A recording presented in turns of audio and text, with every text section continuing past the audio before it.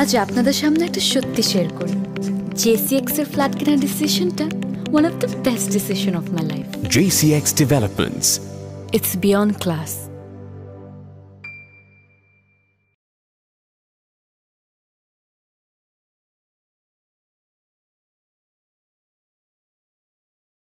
স্পেন্ডো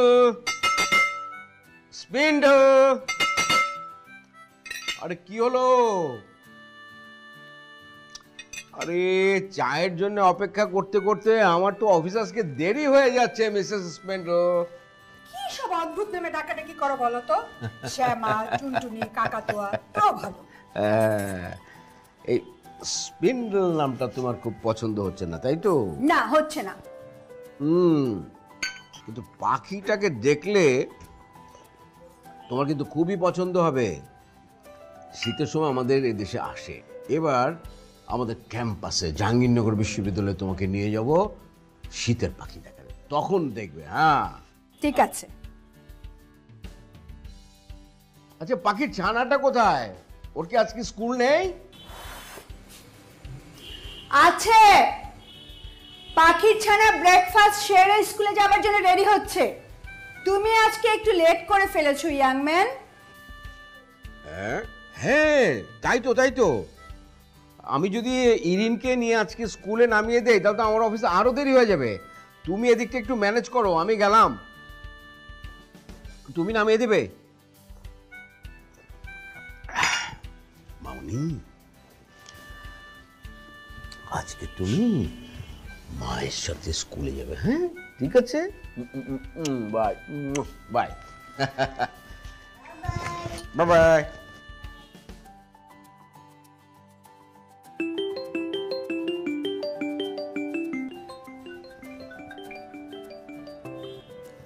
হ্যাঁ হ্যালো, আপনি আমাকে স্যার বলছেন কেন? আমি, তুমি কে? কে ফোন দিয়েছে? নবনী।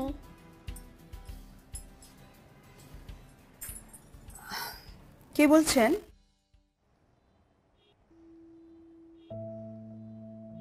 ও, আপনি ইমতিয়াজের অফিসে কাজ করেন?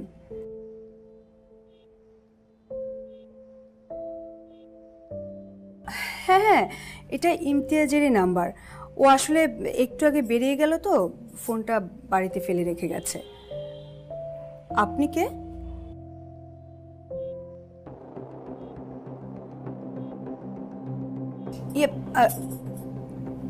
মা, এমনি চিনল?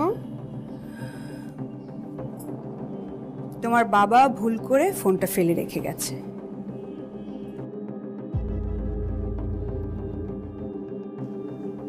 ফাইলটা সাইন করা।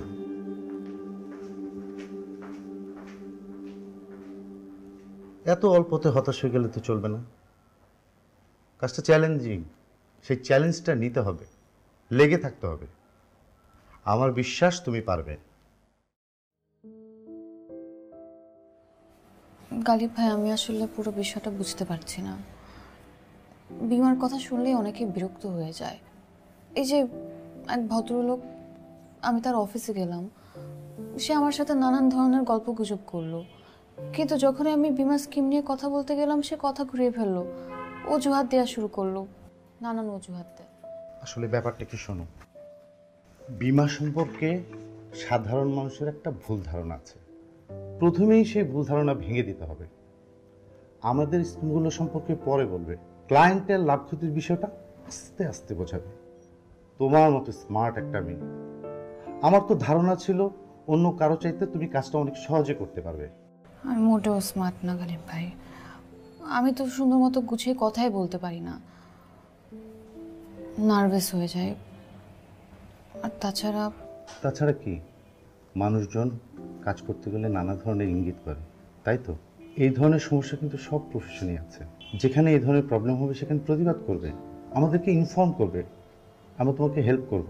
এই জন্য তুমি হাল ছেড়ে দিবা? শুনলে অবাক হবা, আমি কিন্তু খুব সাধারণ একটা কৃষক পরিবারের ছেলে। ছোট ভাই বোনদের অনেক কষ্টে মানুষ করেছি।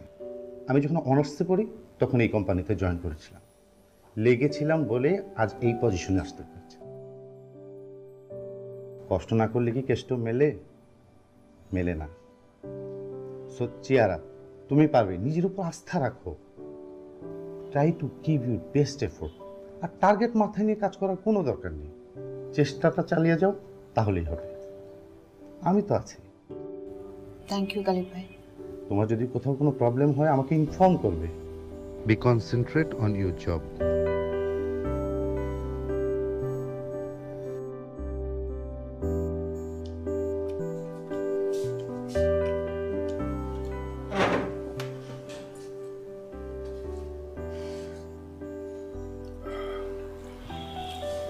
বেলা বাজে 11টা। রোজই কি এরকম দেরি করে নাস্তা করিস? আপা তাকে তো হলে সব কিছু কি মেনটেন করা যায় বল? থাকিস কেন হলে?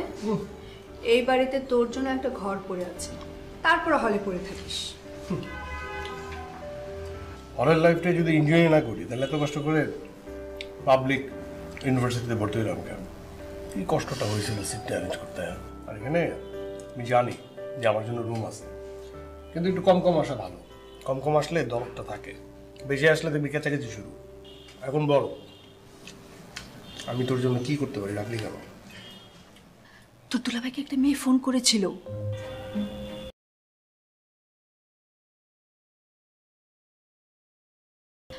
তোর দুলাভাই আজকে ভুলে ফোনটা বাসায় ফেলে রেখে চলে গেছে। তারপর মেয়েটা ফোন করছে। হ্যাঁ, মেয়েটা কি বললো? মেয়েটা ফোন করলো, আমি রিসিভ করলাম, জিজ্ঞেস করলাম যে কাকে চায়। তোর দুলাভাইকে চাইছে। আমি জিজ্ঞেস করলাম যে কে, ফোনটা কেটে দিল। তোর ধারণা দুলাভাই এই বয়সে ওই মেয়েটার সাথে সম্পর্কে জড়াচ্ছে? ওই মেয়েটা তোর দুলাভাইয়ের নাম ধরে ডাকলো। আমি কি করবো? তুই কি করবি মানে? ওই মেয়েটার আসল পরিচয় বের করতে হবে। তোর দুলাভাইয়ের সাথে কি সম্পর্ক সেটা জানতে হবে। ওই মেয়েটার নাম নবনী। নবনী? নবনী মানে হচ্ছে ননি, ননি মানে মাখন। আর দুলাভাই এই বয়সে মাখনে মজেছে। ফাজলামি করবি না তো তপু। আমি বলে ভাজলাম, তুমি বলে ঠিক। তোমার কথাই তো আমি বললাম, সে তো মাখনেই মজেছে। আরে আমি, তাই না? নবনী নাম বের করতে হবে। হ্যাঁ তাই করতে হবে। এখন তুমি নাস্তাটা খাও। এটাই তো বললাম, এই মাখনে মজেছে এই বয়সে।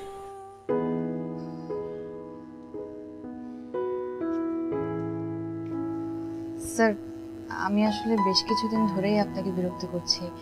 স্যার, আপনি যদি স্কিমগুলোর ব্যাপারে একটু শুনতেন। স্যার, শুনবো শুনবো শুনবো। আরে অত ব্যস্ত হবার তো কিছু নেই। তুমি কি নেবে, চা না কফি? না না স্যার, আমি চা কফি কিছুই নেব না। স্যার, আমি যেটা বলতে চাচ্ছিলাম, বীমা নিয়ে মানুষের কিন্তু ভুল ধারণা আছে। আপনি যদি উন্নত দেশের দিকে তাকান, আপনি দেখবেন জীবনের আনুষঙ্গিক প্রত্যেকটা বিষয় বীমা করে রাখে, এবং কিছু কিছু ক্ষেত্রে কিন্তু বীমা করে রাখাটা কম্পালসারিও। তোমাকে বরং আইসক্রিম দিতে বলি। তোমার কি ফ্লেভার পছন্দ? আমার যেমন স্ট্রবেরি। আসলে একটা হলেই হবে। না না না, এটা তো কোনো কথা হলো না। একটা হলে হবে, এটার মানেটা কি? এক একজন মানুষের এক একটা পছন্দ। হ্যাঁ, এক একজনের রুচি আলাদা। মনে করো একজন আরেকজনকে পছন্দ করে পুরো জীবনটা কাটিয়ে দিতে পারে। এই ধরো আমার যেমন ঋতুর মধ্যে পছন্দ হচ্ছে বর্ষাকাল, আর পাখির পছন্দের হচ্ছে শীতকাল। পাখি? ও, পাখি সম্পর্কে তোমাকে তো কিছু বলাই হয়নি। আমার সংসারটা হচ্ছে পাখির সংসার। এই শীতকালে অতিথি পাখিরা আসবে আমাদের দেশে, তখন এই পুরো ঋতু জুড়ে ওকে এক এক দিন এক একটা পাখির নামে ডাকা হবে। হ্যাঁ, যেমন আজকে ওর নাম দেওয়া হয়েছে স্পিন্ডেল। স্পিন্ডেল পাখি তুমি দেখেছো? না স্যার, আসলে আপনি যে কথাগুলো বলছেন এর কিছুই আমি বুঝতে পারছি না। আরে আর কেটে দিচ্ছ কেন? ধরো, ফোন ধরো, অসুবিধা নেই, ধরো, কিচ্ছু হবে না, ধরো। হ্যালো, আপনি কাকে ফোন করেছেন?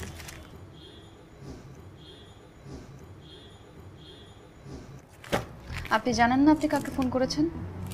শুধু শুধু মানুষকে ফোন করে বিরক্ত করবেন না। Anything wrong? না না না স্যার, ওই যে একটা আননোন নাম্বার শুধু শুধু ফোন করে বিরক্ত করবেন। স্যার যেটা বলছিলাম, আপনি বলছিলেন। হ্যাঁ, তো পাখির কথা তো, মানে এক ধরো তো ফোনটা, ধরো তো তুমি। স্যার আননোন নাম্বার তো। তোমার ফোনটা আমাকে দাও। দাও, আপনাকে কিচ্ছু হবে না, তুমি দাও না, আমাকে দাও। বিরক্ত করছে তো, দাও। এই এই ছেলে, এই অকারণে তুমি মেয়েদেরকে বিরক্ত করো কেন? হ্যাঁ হ্যাঁ, বাবা মা তোমাকে কোনো কিছু শেখায়নি? হ্যাঁ, এটা কি, এটা কোন ধরনের ভদ্রতা? হ্যাঁ, বেয়াদব ছেলে কোথাকার। তুমি একটা উল্লুক, একটা পাঠা, একটা গাধা, একটা ছাগল, তুমি একটা ভেড়া। এটা কি? আর যদি কখনো তুমি এরকম অকারণে বিরক্ত করো, আমি কিন্তু একদম অত্যন্ত কঠোরভাবে তোমার সঙ্গে আমি কথা বলতে বাধ্য, আমি বলে দিলাম তোমাকে। আর কখনো তুমি ফোন করবে না, ঠিক আছে? হ্যাঁ, রাখো ফোন রাখো। হ্যাঁ, দিলাম, আচ্ছা করে বুকে দিলাম, আর কখনো তোমাকে ফোন করবে না। হ্যাঁ, স্যার এগুলো আপনার বকা? আরো কঠিন কিছু বলা উচিত ছিল নাকি? না না ঠিক আছে। একদম, এখন তুমি একেবারে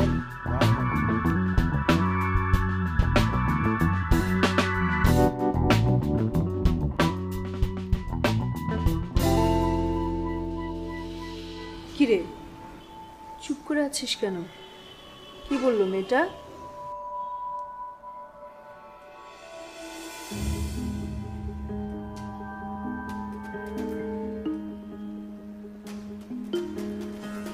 ফোন করলাম ওই মেয়ের মোবাইলে, ফোনটা ধরলো দুলাভাই।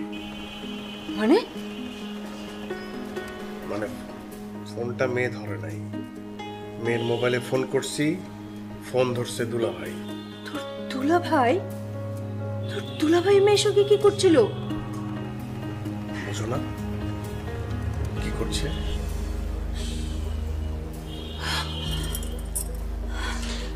আমি আগেই সন্দেহ করেছিলাম। ছি ছি ছি ছি ছি।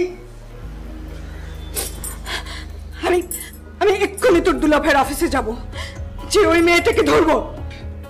ঠান্ডা করো মাথা, মাথা ঠান্ডা করো। কোন কিন্তু এইসব বিষয়ে আপা, তুই যদি মাথা গরম করিস, এতে হিতে বিপরীত হতে পারে, আমি তোরে বলে দিচ্ছি। তুই মাথা গরম করে ওখানে যাবি, সিন ক্রিয়েট হবে, মানে এমন কোনো কিছু করা যাবে না যে তোকে দেখে মানুষ হাসাহাসি করে। তখন এই রহস্যের গল্পটা সরস গল্প হয়ে যাবে। জানিস না দুলাভাই, আমাকেই করতে হবে যা করার। কি করতে হবে? কি করবি তাহলে? বল, তুই কি করবি? ইন্টারোগেশন। দুলাভাইকে প্রশ্ন করবো, সেই প্রশ্নের উত্তর তাকে দিতে হবে। সে খুব খারাপ করলো আমার সাথে, খুব। আর সে যদি ঠিক ঠিক প্রশ্নের উত্তর না দেয়, তাহলে আমি অন্য কিছু ভাববো, অন্যভাবে ভাববো। তুই আমার বোন না, তুই আমার উপর বিশ্বাস রাখ, আমি এমনি ছাড়বো না। সবার আগে জানতে হবে ওই মেয়ে ও কি করে। নবনী, অনেকক্ষণ ধরে তোর ফোন বাজছে, আমি ধরবো? কে? আমার নাম্বার। এটা তো ওই নাম্বার। সারাটা দিন বিরক্ত করছে আমাকে। কে? জানি না কে, আননোন। মানে ফোন করে বলে কি, আপনার পরিচয়টা একটু দেন, আপনার পরিচয়টা আমার জানতে হবে। আরে বেটা, তুই ফোন করছিস, তুই বল তুই কে। ইন্টারেস্টিং?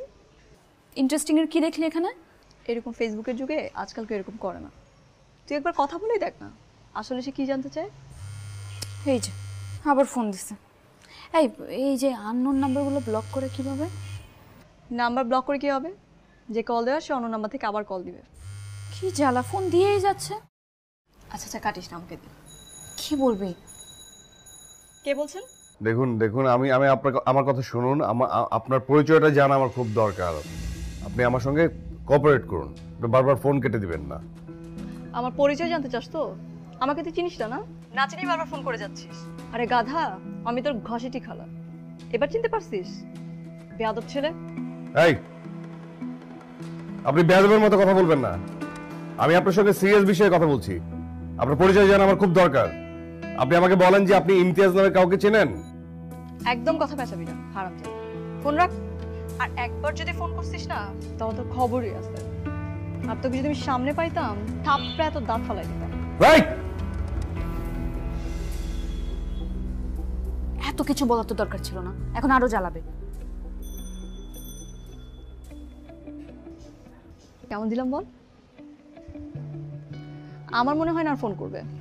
তবে যাই বল, ছেলেটার ভয়েস কিন্তু অনেক সুন্দর, তুই চাইলে কথা বলতে পারতি। বড় লোকও তো হতে পারে। এরকম ক্রস কানেকশন থেকে ঘুটে কোরআনের কপালে রাজকুমার জোটার অনেক হিস্ট্রি আছে। রূপা, জীবনটা রূপকথা অনেক কঠিন, বুঝলি?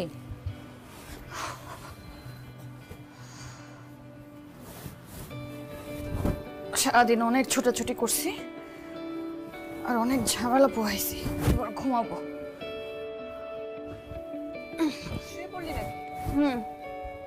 অনেক টায়ার্ড আমি।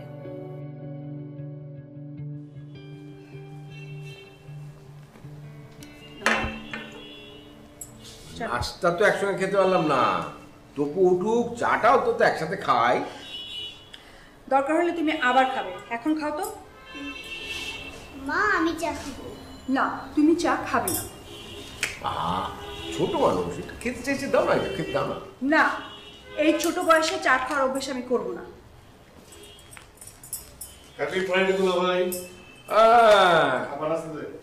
Good Friday. হ্যাঁ, এখন তাহলে তোমার ওঠার সময় হলো তপু। এখন সময় হলো মানে 9টা বাজে, তাই না? এত সকালে ঘুম থেকে উঠে কি করবো? কি করবি না? কি করবো?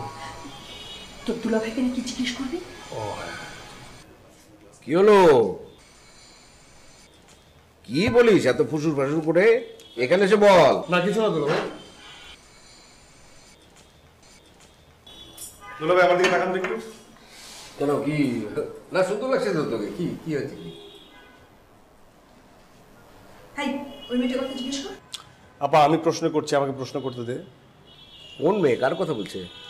দুলা ভাই নবনী, মানে নবনীকে যদি কেউ ফোন দেয় সেই ফোনটা আপনি আবার রিসিভ করে কথা বলেন। আরে আমি ফোন রিসিভ করতে যাবো কেন? তপু ফোন করেছিল ওই মেয়ের মোবাইলে, তপুকে তুমি যা তা বলে গালিগালাজ করেছো। আরে এই খবরদার বলবে না যে তপু তোমাকে চিনতে পারেনি। তপু কিন্তু তোমার গলা চিনতে ভুল করবে না। আরে আমার কথাটা শোনো। আচ্ছা দুলা ভাই, আমরা দুজন মিলে শুনছি, আপনি বলেন কি বলার আছে আপনার, বলেন, আমি চুপ করে শুনতেছি, বলেন। ওই মেয়েটা একটা ইন্স্যুরেন্স কোম্পানিতে কাজ করে। হ্যাঁ, তো আমার কাছে ও আসে একটা লাইফ ইন্স্যুরেন্সের পলিসি খুলবার জন্যে। তো অফিসে আসে, 2-1 দিন বাদেই আসে অফিসে। আগে বলো তুমি কেন ওই মেয়ের ফোন রিসিভ করেছো? আরে মানে ওই মেয়েটা তখন আমার সামনেই ছিল। ও বলল যে কি একটা ছেলে নাকি ওকে অকারণে আজে বাজে কথা বলে বিরক্ত করে সবসময়। তো আমি বললাম যে দেখি ফোনটা দেখি।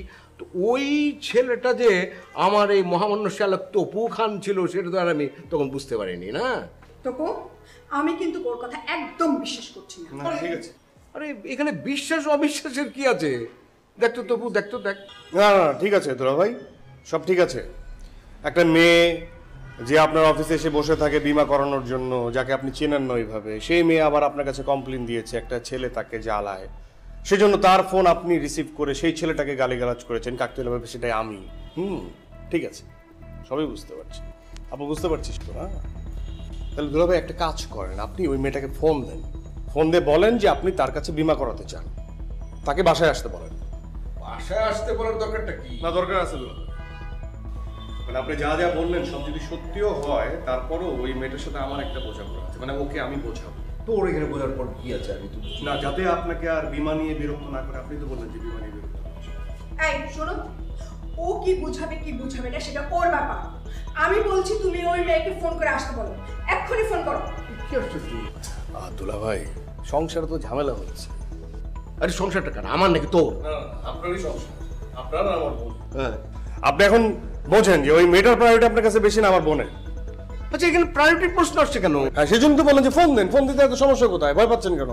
তবু কি বোঝাবে কি বোঝাবে না সেটা তোর ব্যাপার।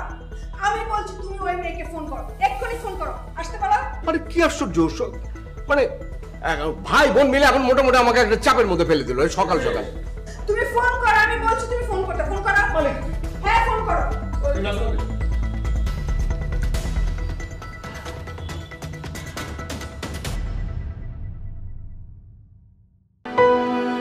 The futuristic and fabulous wellness clinic of European Villa.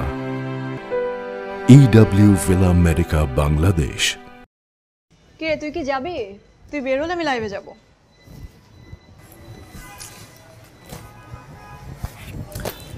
তো এইভাবে একজনের বাসায় যাওয়া কি ঠিক হবে? কেন? লোকটা কি খবিস? না, এমনিতে ভদ্রই তো মনে হয়, কিন্তু অফিসে যেই কয়বার গেছি তখন মানে বিমার কথা না বলে সে কি খাবো না খাবো, চা, আইসক্রিম, কফি এসব নিয়ে কথা বলতে থাকে।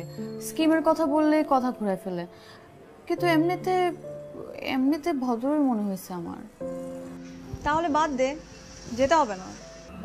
বাদ দেব না, ভাবছিলাম অফিসে উনি যদি করে তাহলে উনার দেখা দেখি তো আরো কয়েকজনও করতো।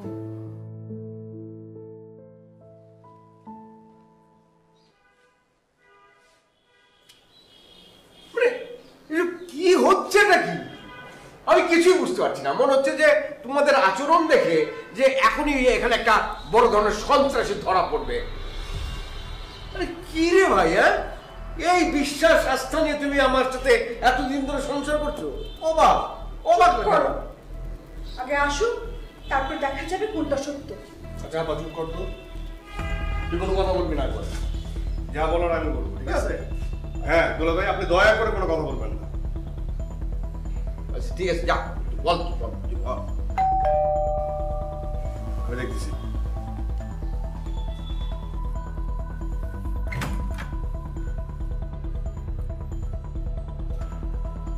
আপনি নবনী? জি। আসুন, ভিতরে আসুন।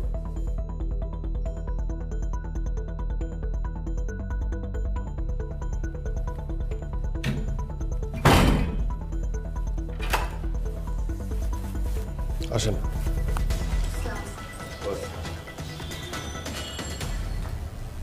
এই ভদ্রলোককে আপনি চেনেন? জি। এই ভদ্রলোকের সাথে আপনার সম্পর্ক কি? কি বোঝেন নাই? এই ভদ্রলোকের সাথে আপনার সম্পর্ক কি? প্রতিদিন ফোন দেন, অফিসে যান, কেন যান?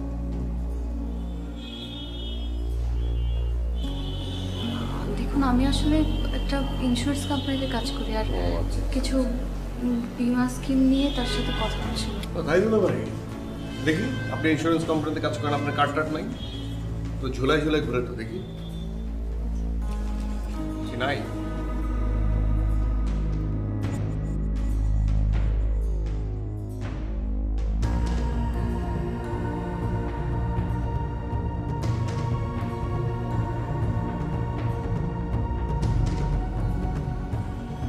তো ভালো নয়।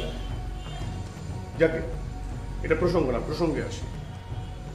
বিষয়টা হচ্ছে যে আপনি আজকের পর থেকে আমার দুলাভাইয়ের সঙ্গে ফোনে কথা বলবেন না, তাকে আর ফোন দিবেন না, নিজের থেকে তার অফিসে গিয়ে বসে থাকবেন। মনে থাকবে? হ্যাঁ। আর এই যে আপনার কথাবার্তা আচরণ এমন কেন? আপনার কথাবার্তা আচরণ কিন্তু আপনার পরিবারের কথা বলে দেয় যে আপনার পরিবারটা কেন। আরে তো এসব কি? কি হচ্ছে সব? আরে দুলা ভাই বলতে দাও না, তুমি তো সবকিছু জানো না, আমাকে বলতে দাও। কালকে তো খুব বললেন, সামনে পেলে একদম থাপড়ায় দাঁত পালাই দিলেন। পালাম দেখি কি আপনি কি ওইটা কি কি জি আসলে ওইটা না, এখন কি মুখ দিয়ে কথা বেরোচ্ছে না? কালকে তো খুব চিৎকার করে কথা বললেন। হ্যাঁ, এক এক সময় এক এক কথা বলেন নাকি? আপনাদের কাজটাই এমন, এক একজনের সাথে এক একভাবে কথা বলতে হয় নাকি? কাজের জন্য সবকিছু করে ফেলতে পারে। আমার চোখে আপনি একটা রাস্তার মেয়ে, আপনার পরিবার আপনাকে রাস্তায় নামাই দিল, পরিবারের কথা চিন্তা করলেন না? হ্যাঁ, জানেন আপনি রাস্তার মেয়ে? ও মা, তুমি অভিনয়ও জানেন, অভিনয় করতেছেন কেন? এসব অভিনয় করে লাভ নাই। একটা কথা বলি, সেটা হচ্ছে আজকের পর থেকে দুলা ভাইয়ের সাথে কোনো যোগাযোগ রাখবেন না, আর নিজের থেকে কখনোই তার অফিসে যাবেন না, মনে থাকবে? এই তো বই, এই সমস্ত কি হচ্ছে? কি বলছো এগুলো? কি বলছিস? এই নবনী আসো তো। কি ভাববে মেয়েটা? কি ভাববে দুলা ভাই? আপনি জানেন সবকিছু? আপনি জানেন না সবকিছু? আপনি তো সরল, আপনি বোঝেন না। খুব চালু মেয়ে, খুব চালু। এখানে প্রিটেন্ড করতেছে সে। তার যে আচরণ, কালকে যখন আমি ফোনে কথা বলছি, ও মা কি ভাষা! এটা হচ্ছে চালু মা, এটা জাল বুনে। সেই জালে ফাঁসতেছেন আপনি। কি বলে এই সমস্ত? আমি তোর কাছ থেকে এগুলো আশা করি নাই। কি মাথায় কিছু আছে নাকি? আমি আশ্চর্য কাদের সাথে কি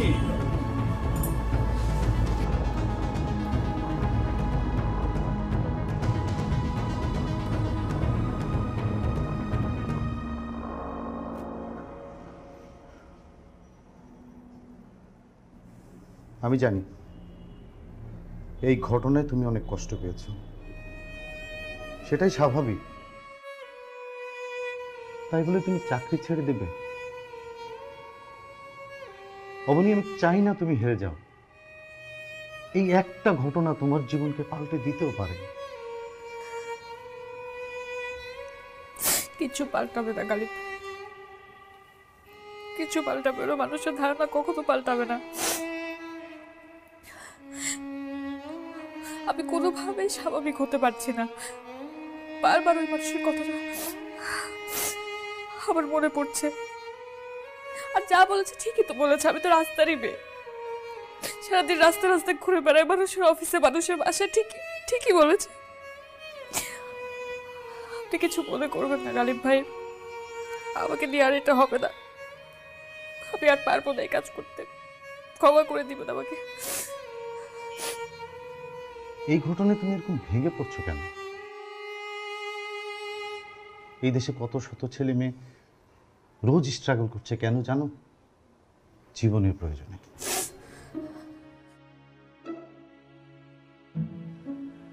এই ঘটনাকে তুমি যদি তোমার জেদ হিসেবে নিতে পারো, চ্যালেঞ্জ হিসেবে নিতে পারো, তাহলে এটা তোমার জীবনে একটা মোটিভেশন হতেও পারে।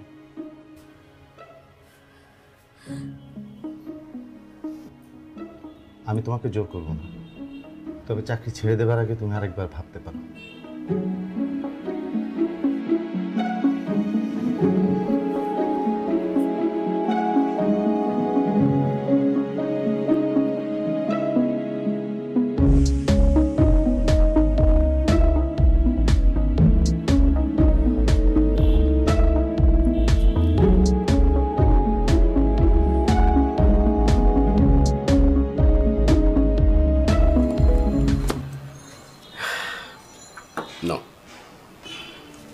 হ্যাপি? স্যার, একটা প্রশ্ন করি। স্যার, গতকালকের ঘটনার পর আপনি কি আমার উপর করুণা করলেন?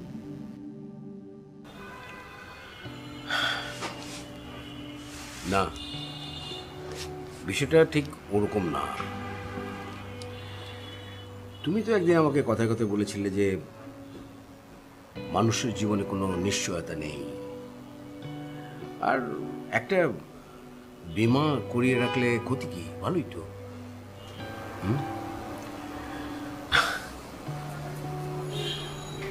তাছাড়া আমার একটা ছোট বোন ছিল,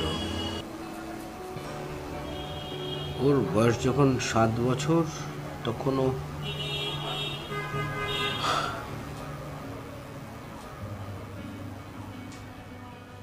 তাই এখন ভাবলাম যে এই বোনটার জীবন সংগ্রামে তার পাশে আমার থাকা উচিত। Thank you so much sir. Sir, আমি তাহলে আসি। আপনাকে আবারও ধন্যবাদ। যাবে? জি sir. Best of lakh.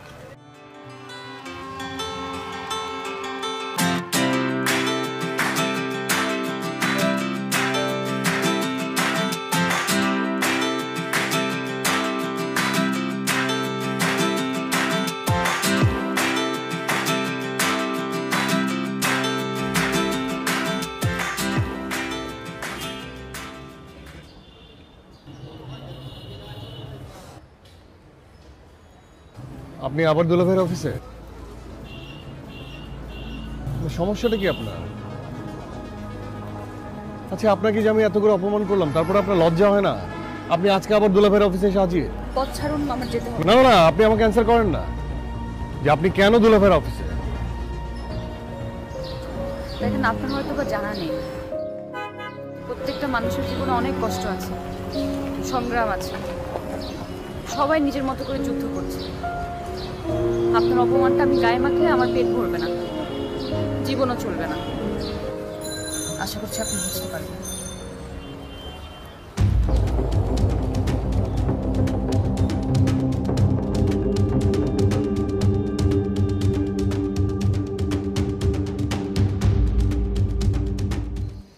Sir আসতে পারি? এসো এসো। Thank you sir.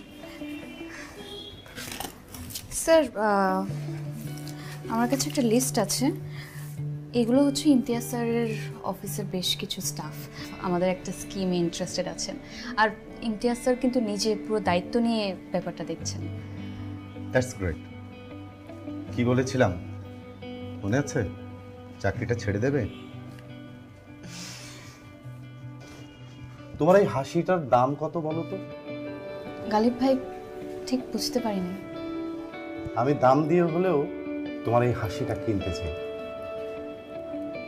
Anyway, best of luck. জি, থ্যাংক ইউ স্যার। স্যার আপনার দেখা শেষ হলে আমাকে কল। Okay, thank you. হতে চান আমার প্রতিবেশী? তাহলে আজই JCX এর ফ্ল্যাট বুক করে চলে আসুন। JCX Developments. বন্ধন সীমাহীন।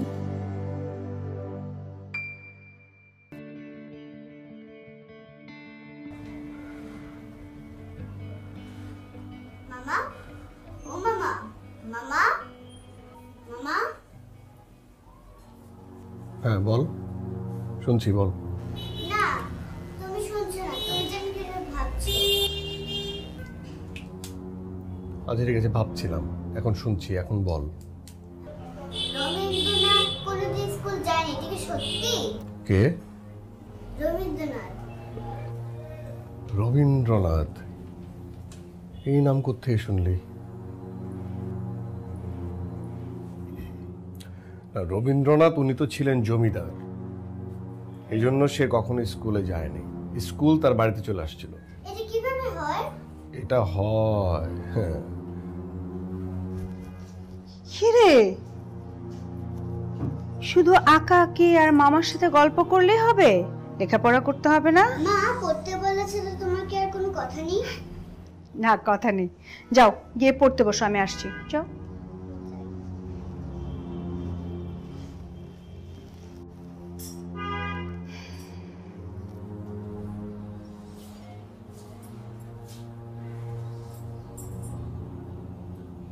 কিরে, তোকে এরকম লাগছে কেন? একটু অ্যাবসেন্ট মনে হচ্ছে। না মানে ওই মেয়েটার সাথে দেখা হয়েছিল। কে, নবনী? দুলাভাইয়ের অফিসের সামনে। আজকে আবার দুলাভাইয়ের অফিসে গিয়েছিল। তুই কিন্তু কালকে ওকে খুব অপমান করেছিস, একটু বেশি হয়ে গেছে। মেয়েটাকে ভালো করে দেখেছিস? কেমন একটা মায়া আছে ওর মধ্যে। তোর কথা শুনে তো কেঁদেই ফেললো। আমার কিন্তু খুব খারাপ লেগেছে। যাই বলিস, আমাদের এরকম করাটা একেবারেই ঠিক হয়নি। কি আশ্চর্য ব্যাপার, তুই বললি, এখন আবার তোরই খারাপ লাগছে। উচিত হয়নি করা। আমি জানি যে করা উচিত হয়নি, শুধু শুধু একটা মেয়েকে অপমান।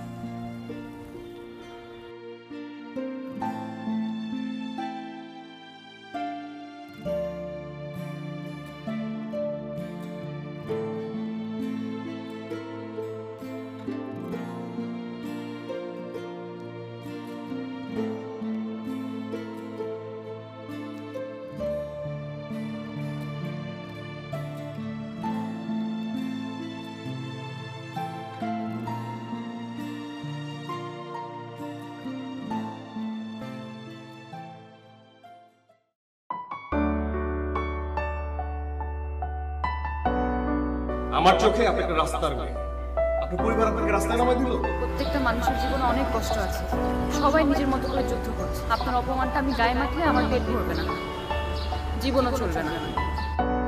আমাদের এরকম করাটা একেবারেই ঠিক হয়নি।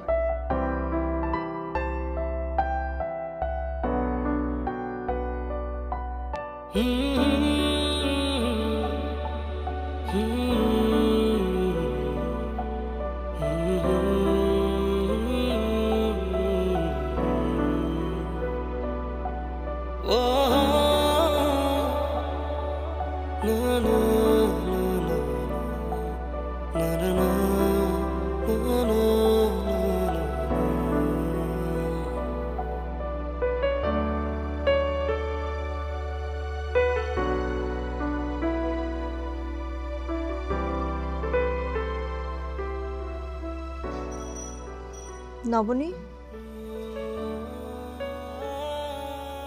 বল। তুই আজকাল তো কম কথাবার্তা বলিস কেন? সারাদিন তো কি ভাবিস বলতো? আব্বা আমার কথা ভাবে, ছোটবেলার কথা ভাবে। আজকে আম্মা ফোন করে বললো আব্বার শরীর নাকি খুব খারাপ।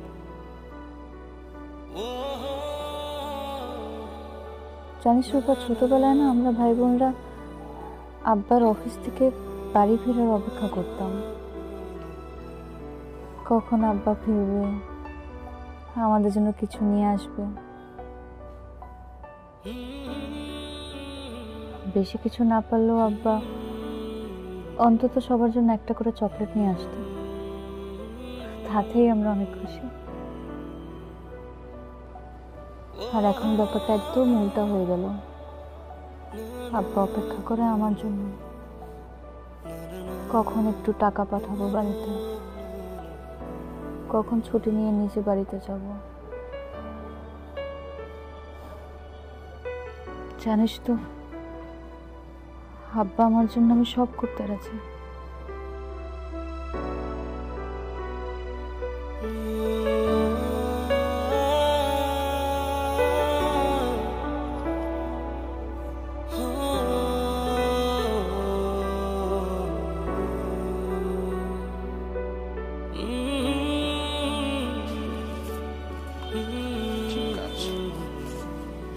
এই গুড আফটারনুন ইয়াং লেডি। আচ্ছা শোনো, আমি অনেক দিন ধরে ভাবছিলাম আমাদের অফিসে যত মেয়েরা আছে তাদের সবাইকে একদিন কফি খাওয়াবো। এই ব্যাপারে তোমার সাথে একটা মিটিং করা দরকার।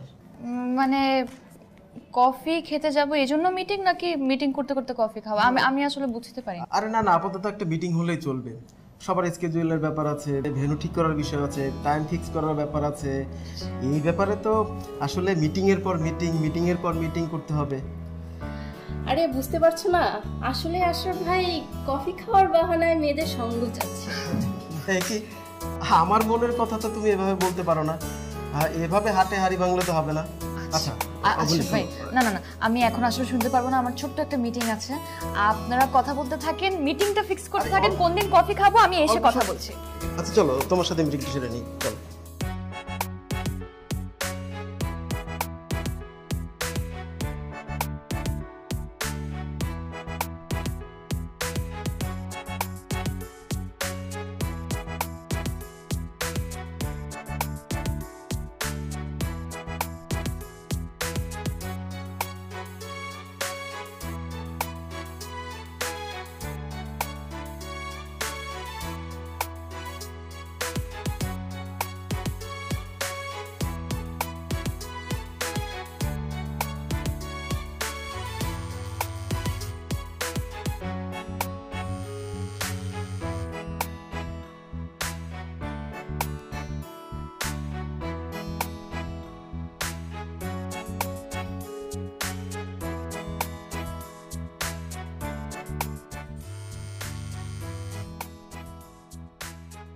কি রে, ফোন বাজতেছে, ফোন তো ধরছিস না কেন?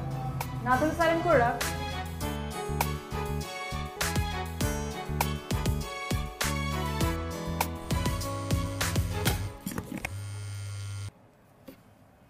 হ্যালো, কি কারণে ফোন করেছেন আপনি আমাকে? ওই তো অপমান করে মন ভরে নাই, আরো অপমান করতে চান? ঠিক আছে, করেন, মন ভরে অপমান করেন। আপনার অপমান শোনার জন্য আমি প্রস্তুত আছি। আর কি কিভাবে অপমান করতে পারেন আমি আসলে শুনতে চাই, বলেন।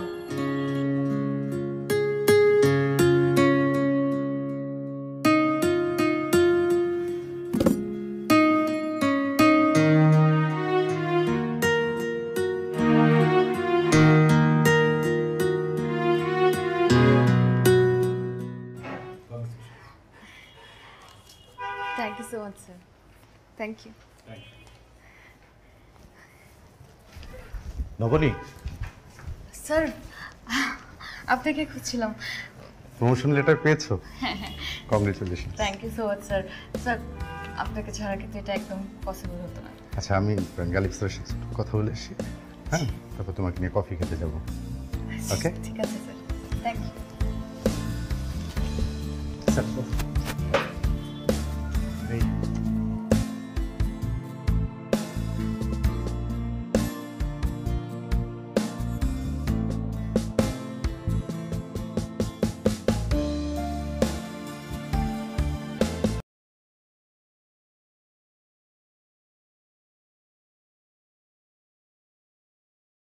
পরিশ্রম, চেষ্টা এবং কাজের প্রতি নিষ্ঠা একজন মানুষকে যে কোনো সময় সাফল্য নিয়ে দিতে পারে।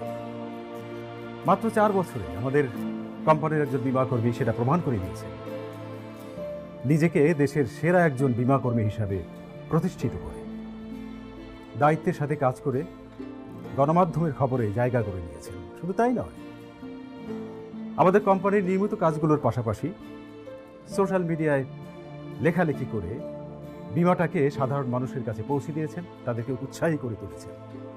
আজকে এত সব আয়োজন সেই মানুষটিকে ঘিরে, যার জন্য আমরা গর্ববোধ করতে পারি। আমরা সবাই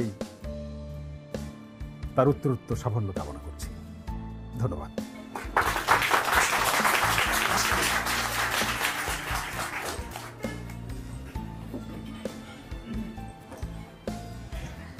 অনুষ্ঠানের এ পর্যায়ে মঞ্চে আমন্ত্রণ জানাচ্ছি বছরের সেরা বীমাকর্মী ইরশাদ শারমিন নবনীকে।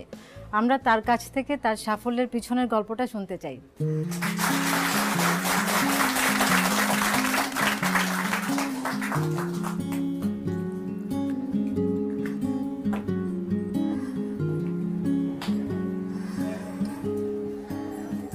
আসসালামু আলাইকুম সবাইকে, শুভ সন্ধ্যা। সবার আগেই আমি ক্ষমা চেয়ে নিচ্ছি, কারণ আমি খুব গুছিয়ে কথা বলতে পারি না। কথা বলতে গেলে একটু নার্ভাস হয়ে যাই, তাই ক্ষমা সুন্দর দৃষ্টিতে দেখবেন। সবার আগে আমি কৃতজ্ঞতা জানাতে চাই আমার সহকর্মীদের। তাদের সাথে কাজ করতে করতে তারা এখন আমার পরিবারের সদস্যর মতো হয়ে গেছে, এবং তারা যদি আমার পাশে না থাকতেন আমি এত কিছু অর্জন করতে পারতাম না। এবং আমি ভালোবাসা দিতে চাই দেশের প্রত্যেক বীমা কর্মীদের। আমার আসলে তেমন কিছু বলার নেই, কিন্তু এটুক বলতে চাই আমার এই জার্নিটা খুব একটা সহজ ছিল না। অনেকবার ভেঙে পড়েছি আমি,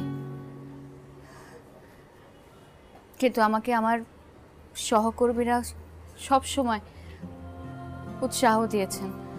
যতবার ভেঙে পড়েছি তারা আমার কাঁধে হাত রেখেছেন এবং বলেছেন এই জীবন যুদ্ধটা আমার লড়তে হবে, এগিয়ে যেতে হবে।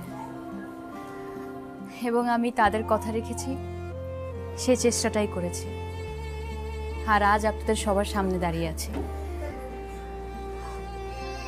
আজকে যেহেতু আপনারা সবাই এখানে আছেন এবং সুযোগটাও আছে, আমি আমার পরিবার নিয়ে একটু বলতে চাই। আমি একজন নিম্ন মধ্যবিত্ত পরিবারের মেয়ে। দরিদ্র হলেও আমার আব্বা স্বপ্ন দেখতে জানতেন।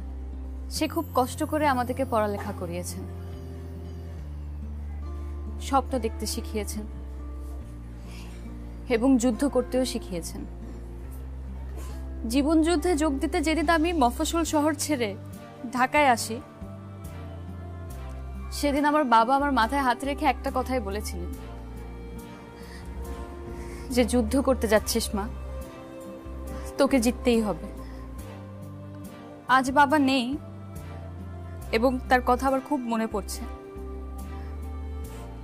হয়তো আজকে এই অবস্থানে আমাকে দেখলে সে অনেক গর্বিত হতেন। আমার আর বেশি কিছু বলার নেই, কিন্তু শেষ করার আগে আমি শুধু একটা কথাই বলবো, আমরা যেন কাউকে কিংবা কোনো কাজকে নিরুৎসাহিত না করি, কাউকে কখনো ছোট না করি কিংবা ছোট না মনে করি। কাজের প্রতি উৎসাহটাই একটা সফল প্রজন্ম গড়ে দিতে পারে। আপনাদের সবাইকে অনেক ধন্যবাদ। আপনারা সবাই আমার জন্য অনেক অনেক দোয়া করবেন। ধন্যবাদ।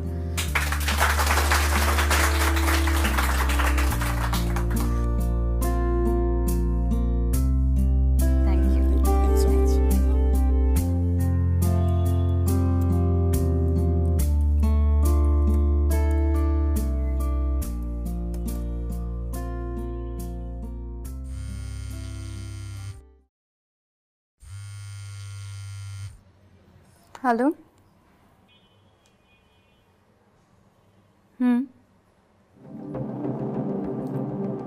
কি বলছেন? আমাকে অ্যাড্রেস পাঠান, আমি এখনই আসছি। হ্যাঁ, অ্যাড্রেসটা টেক্সট করে দেন।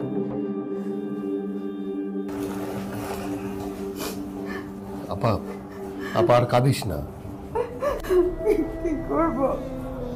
ডাক্তার তো বললো অনেকগুলো টাকা লাগবে, কোথায় পাবো এত টাকা বল? আচ্ছা আপা, তোর মনে আছে যে আমাদের পুকুরটা একজন কিনতে চেয়েছিল? তার সঙ্গে আমার কথা হয়েছে, সে অ্যাডভান্স পাঠাবে। আরও কয়েকজনের সাথে কথা হয়েছে, তারাও টাকা পাঠাবে, তারাও সাপোর্ট দেবে। তুই চিন্তা করিস না, টাকার ব্যবস্থা হয়ে যাবে। কাঁদিস না।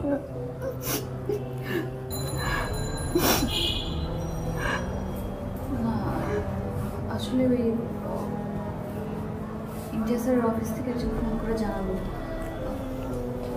ইমতিয়াজ স্যার এখন কেমন আছে? ইমার্জেন্সি ট্রিটমেন্ট করাতে হবে, টাকা লাগবে। আপা অন্তত টাকা নিয়ে আপনি চিন্তা করেন না। আমি আস্তে আস্তেই ওই যে আমার অফিসে ফোন করে ক্যাশলেস ইন্স্যুরেন্সটা অ্যাক্টিভ করে দিতে বলেছি, টাকার ব্যবস্থা হয়ে যাবে। আপনি টাকা নিয়ে টেনশন করবেন না।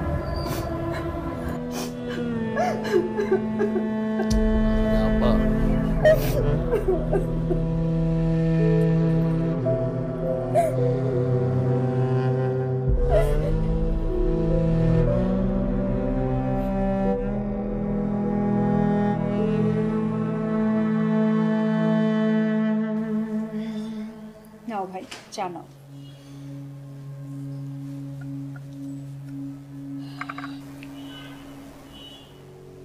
তোমাকে কি বলে যে ধন্যবাদ দিব? তুমি যদি তখন তোমার ভাইকে বীমা করার জন্য না বলতে, তাহলে আপনি এভাবে ভেঙে পড়বেন না তো। আপনাকে শক্ত থাকতে হবে, অন্তত ইরিনের জন্য। আর আমাকে ধন্যবাদ দেওয়ার কিছু নেই, এটা আমাদের দায়িত্ব। আবার আপনার ভাই না উনি উনি উনি কি করেন? ও কিছু করছে না এখন, 2-3 বছর হলো মাস্টার্স শেষ করেছে, চাকরির চেষ্টা করছে। এই যে বেরিয়ে গেল একটা ইন্টারভিউ দেওয়ার জন্য, কিন্তু চাকরি হচ্ছে না তো।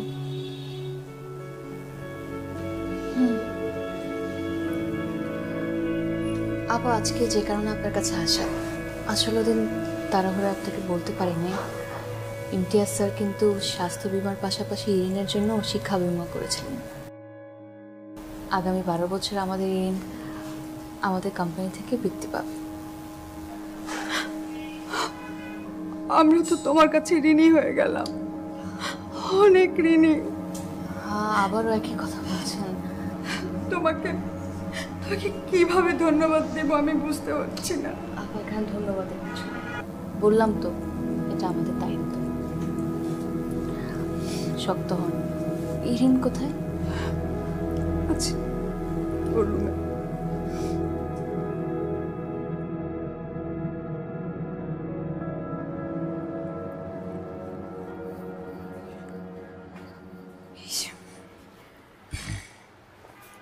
এই ফাইলটা আপনাদের এবং সব কাগজপত্রের মধ্যে আছে। আশা করছি আর কোনো প্রবলেম হবে না।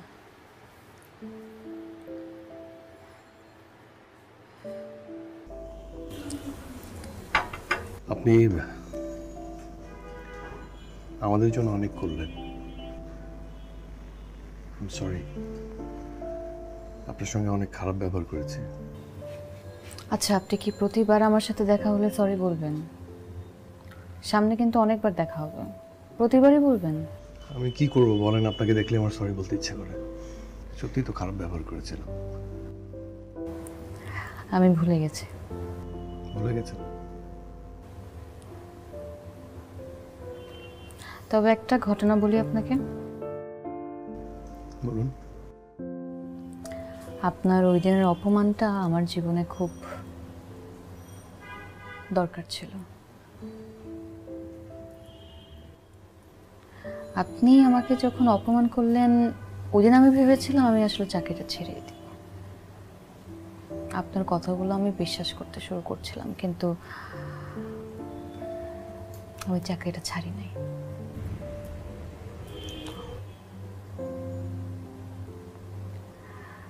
অবশ্যই পুরোপুরি কৃতজ্ঞতাটা আমার দিতে হয় আমার কলিগদের, আমার সিনিয়র স্যার,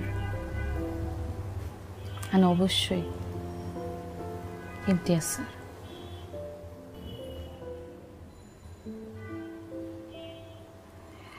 ইমতিয়াজ স্যারের সাথে আমার কিন্তু নিয়মিত যোগাযোগ ছিল।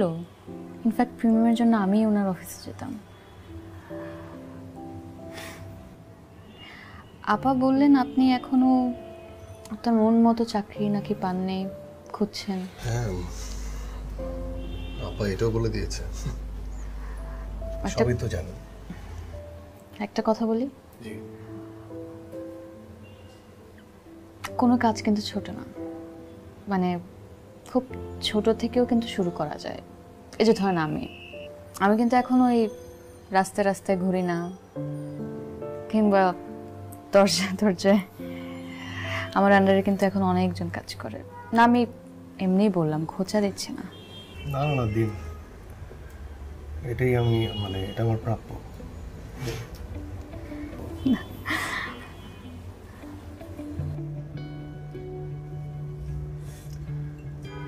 একটা বিষয় কি জানেন, আপনি খুব ভালো একজন মানুষ। আপনি খুব সহজভাবে সবকিছু ভাবতে পছন্দ করেন, যেটা আমি হয়তো বা পারি না। দেখি, আমিও ভাবছি আপনার মতো করে যদি ভাবা যায়।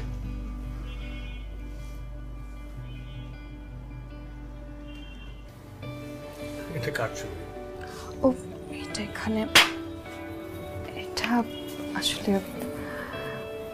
পাত্র, বাবা মায়ের পছন্দ। তারা চান আমি বিয়ে করে ফেলি, কিন্তু একটা প্রবলেম, উনি ইউএসএ থাকেন।